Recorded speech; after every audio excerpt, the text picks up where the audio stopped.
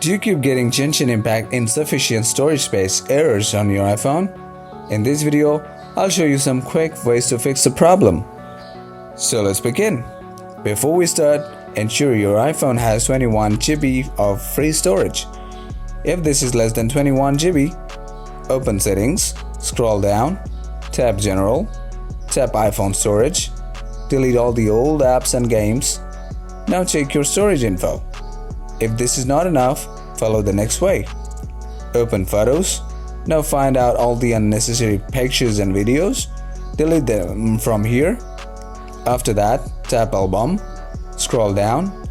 Tap Recently Deleted. Now remove all the pictures and videos from here. Solution 2.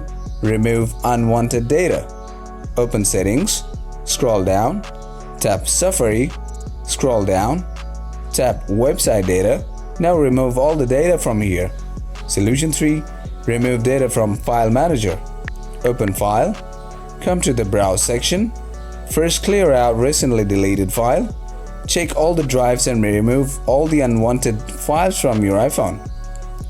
Now you need to repeat that as long as you have 40 GB free storage in order to install Genshin Impact on your iPhone.